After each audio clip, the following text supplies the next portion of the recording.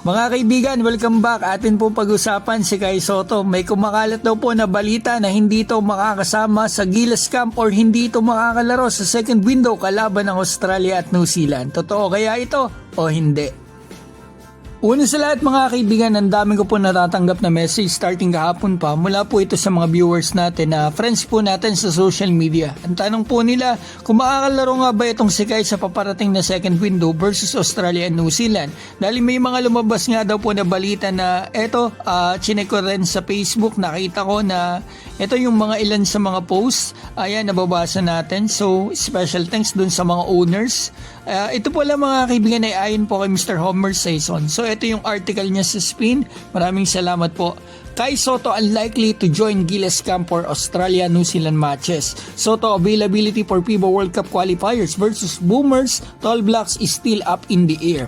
Kai Sotto is unlikely o malabo to attend the 10-day camp. The players camp told me via text message on Sunday ahead of the summit. Yan mga kaibigan. Correct me if I'm wrong mga kaibigan ha. Wala po ako nababasa dito na hindi makakalaro si Kai sa Gilas sa second window gaya ng tinatanong po sa akin. Ang pagkakaunawa ko dito sa nakasulat sa report ay malabaw makasali si Kai sa Gilas camp o 10-day Gilas practice, which is possible naman po yan mga kaibigan na sa practice ay hindi siya makakumpleto ng araw. Kasi nga po sa February 14 and 15 may game pa po si Kai niyan mga kaibigan 11 days before ang game. So may recovery pa yan at flight. So tingin ko lang po mga kaibigan baka naman malilate lang talaga si Kai sa pag-join niya sa Gilas practice o hindi niya makukumpleto ang 10-day practice kasi nga mga kaibigan may game pa po siya back to back pa hanggang 15. At kung hindi po yung makakalaro bakit ganun ang sinabi ni Coach Tim 3 days before lumabas ang news na ito. Sobrang excited niya kay Kai. Team Cone extremely excited to have Kai back at Gilas. Reported po yan sa mga news. Kung hindi makakalaro yan, di unang-una. Etong si Coach Tim makakalam, di ba?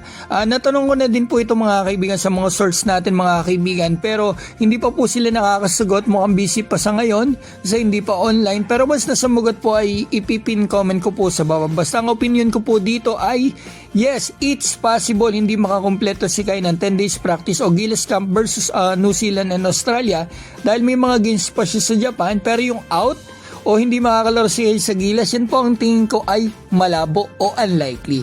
At eto mga kaibigan, sana wag pong dungisan yung pangalan ni Kai ng ilan dyan. Anytime naman talaga handa yan at gusto niya magsilbi sa ating national team. Kaya nga po hindi na nakabalik yan ng NBA G League sa Ignite. Kasi nga po umuwi ito ng Pilipinas para magsilbi sa national team, di ba? Pero kung dumating po sa point na hindi ito makakalaro sa national team, siguradong may acceptable o sapat na dahilan yan. Lalo pat galing siya sa major injury at under contract siya sa B-League.